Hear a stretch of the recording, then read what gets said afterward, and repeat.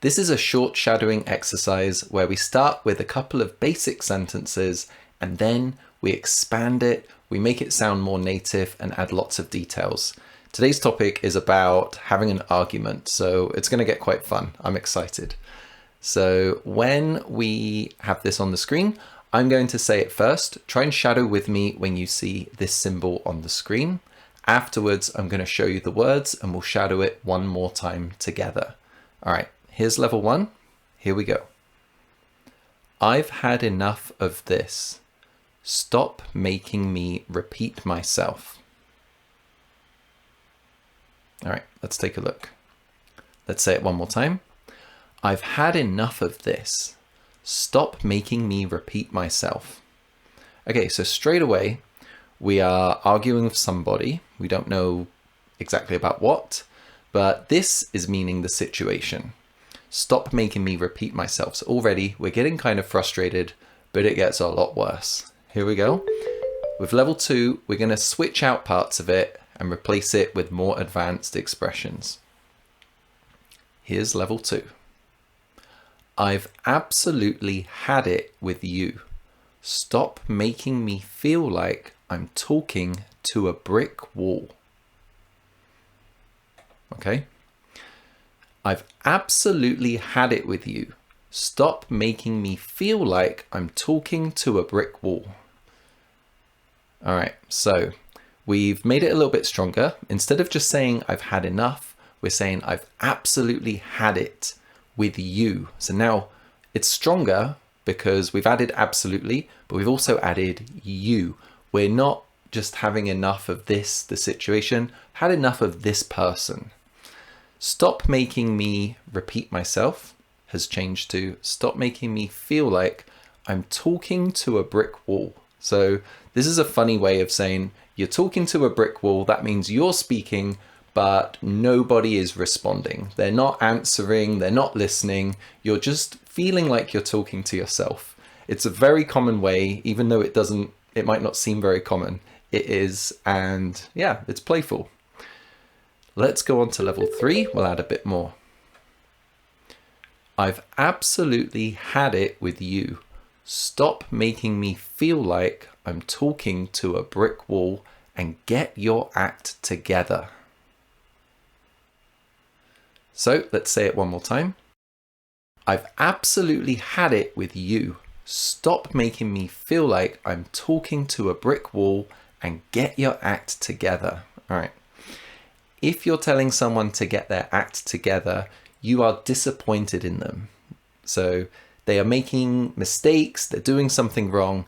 It's probably more than one time. You're telling them, get your act together, you need to do better. You can say it about yourself. Oh, I need to get my act together. I've been doing terribly with a project, with work, and I need to do better. Saying it to someone else, those are fighting words. Let's keep going with level 4. I've absolutely had it with you. Stop making me feel like I'm talking to a brick wall and get your act together because frankly, my patience is wearing thin. All right, we're getting more and more upset. One more time. I've absolutely had it with you.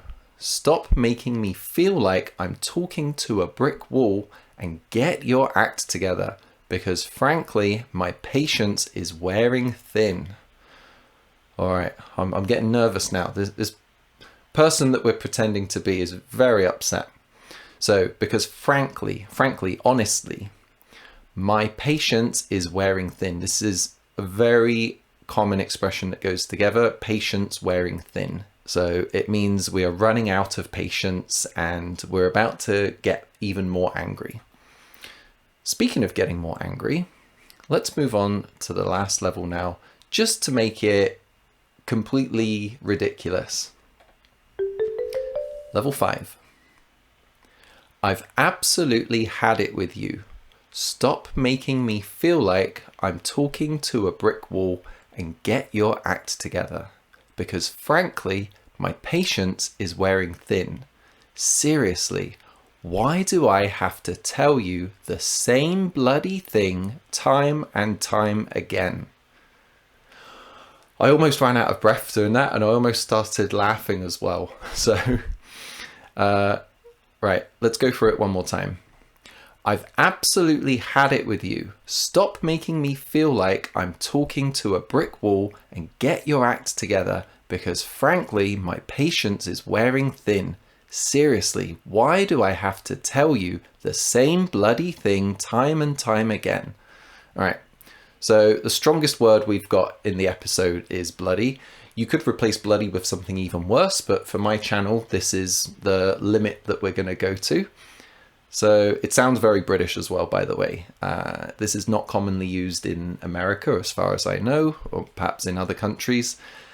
Why do I have to tell you the same bloody thing time and time again? Now, when we say time and time again, it's a very strong way of saying like it's been repeated again and again.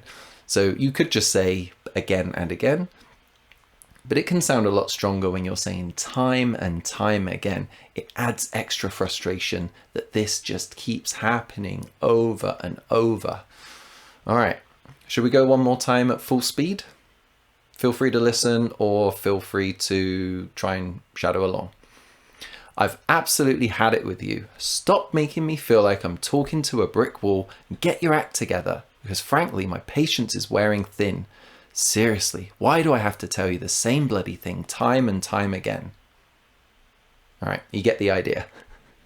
And for a last challenge, let's answer this question. What has made you think I've had it lately? Could be with a person, could be with a situation. So if you use this structure to write a comment, I'll check it and let you know if there's any mistakes or anything that could make it sound better. If I get a lot of comments today, I'm going to feel like a therapist. I'm going to be listening to everybody's problems. I'll put an example in the comments, and yeah, I'd love to hear from you. And please like the video if you are finding this useful. If you like this format, check out this one as well, because it's a very similar structured lesson where you practice shadowing and learn some expressions. Thank you for watching. Calm down now and take care. See you again.